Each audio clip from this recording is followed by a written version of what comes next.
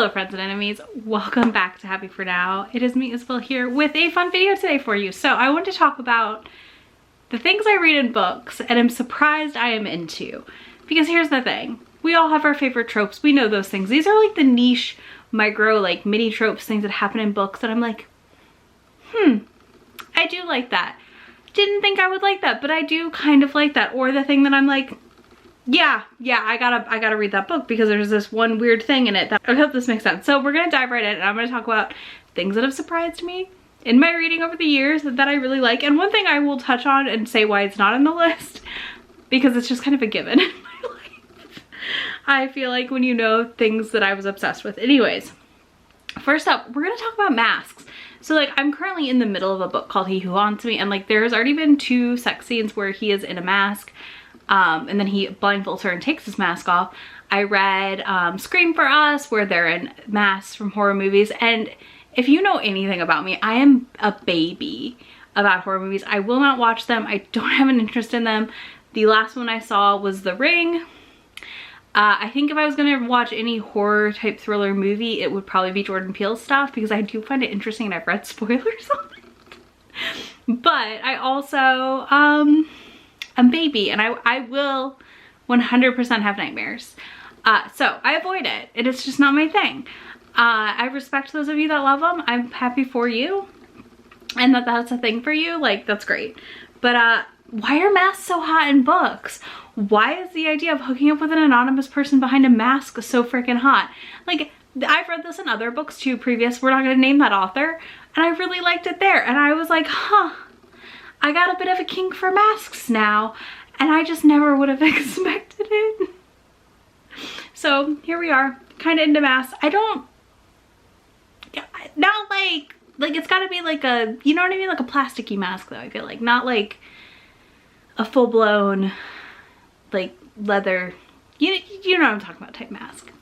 So there's that. I think it's the anonymity of this though is what I like about it. Next is one that is no surprise, and that's pegging. So I always put in my video titles when I find pegging in a book because the world needs to know. And I love a good pegging scene in romances. I think the reason personally that I enjoy it so much is it kind of flips the script on a romance book often, and it does make things, it's just different, you know, it's not the usual sex scenes, and I deeply appreciate that fact. And I think it's a nice change of pace when it's in romances. This was something I discovered a few years ago that I really liked and enjoy in my books. You know, peg the patriarchy. Like, it's just a fun time. No interest in it in real life, especially knowing like how many dudes do not wash their asses. Like, that's a whole thing I've learned that I didn't need to know. But anyways, pegging is like surprisingly fun in romances. And again, I think it flips the script on the traditional sex scenes we often see in romances and gives some more tender moments that we don't always get with the male being involved. Like, fuck it. Next is another one that I think is like, it's like a trope kind of, and it's definitely a theme in a lot of dark romances, and that's stalking. Listen, I do enjoy a good stalker romance. I haven't read one that I loved in a long time. Probably the Darkly Madly duet by Trisha Wolfe was kind of the last one I kind of really liked. I need to read the sequel in that duet ASAP. But anyways, I feel like that one has like stalker vibes in it with him, and I enjoyed that. Now, in real life, stalkers are not cool, not sexy, not hot, very scary. Not a fun situation. It's also kind of why I picked up Haunting Adeline. I wanted that stalker vibe and I was hoping to love it, and I absolutely hated Haunting Adeline, so there's that.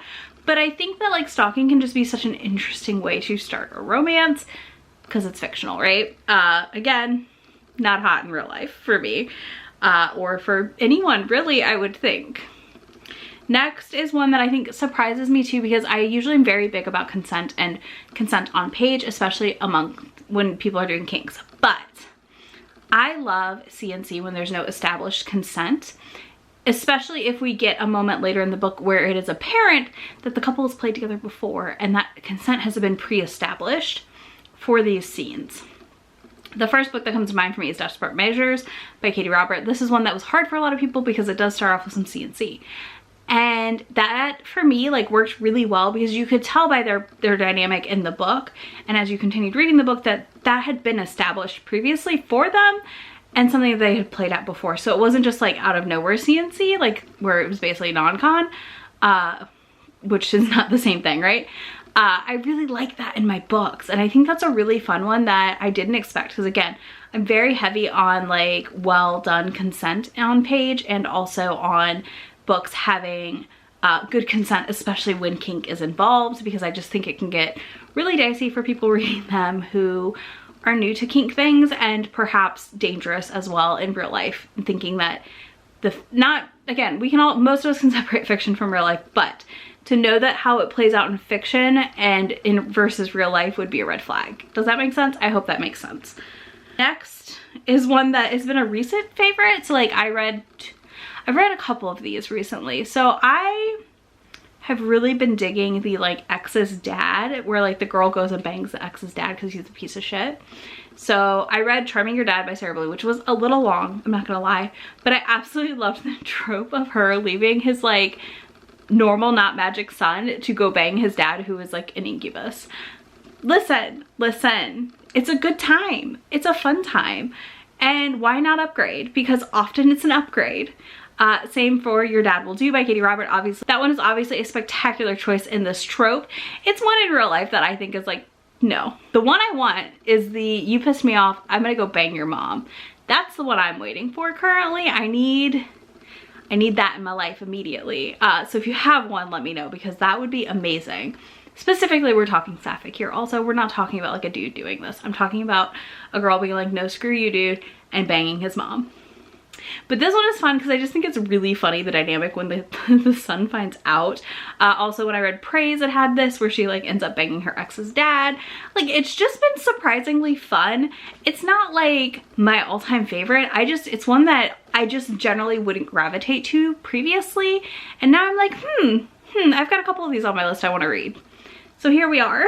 Okay, another one that relates back to Haunting Adeline and like some other ones I've been picking up lately. And that's Banging in a Haunted House / Fun House or anything like that. I didn't like Haunting Adeline. I did like the fun house scene though, and / the haunted house part.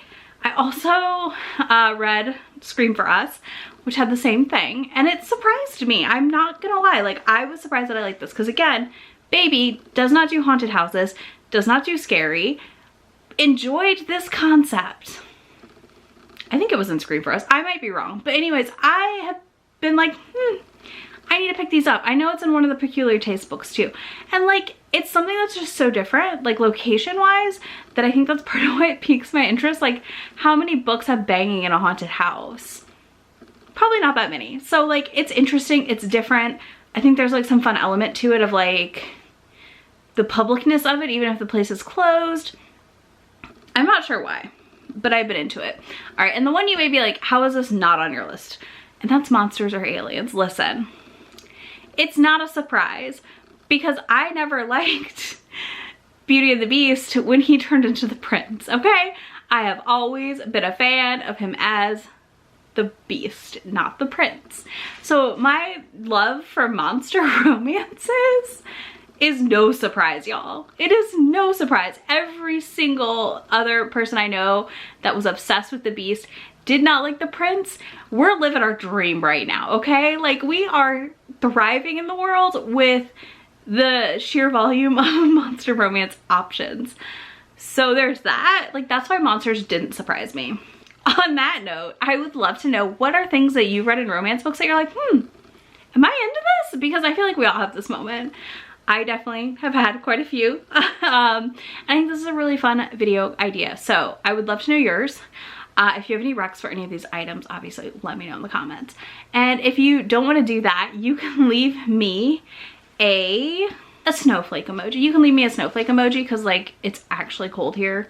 It's raining. We don't get snow. Well, I say that. We did get snow a couple times when we moved to Tennessee. So I can't say we don't get snow in the part of Tennessee I'm in, but I don't think we're in the snowy season yet. Let me put it that way. So leave me that in the comments, and I'll have links to the couple books I mentioned here. Proceed at your own risk, because some of those are not recommendations. And I will have links to Be My Friend anywhere on the internet, and I will talk to y'all in just a few days. Bye. Already packing, come with me. I'm not really asking.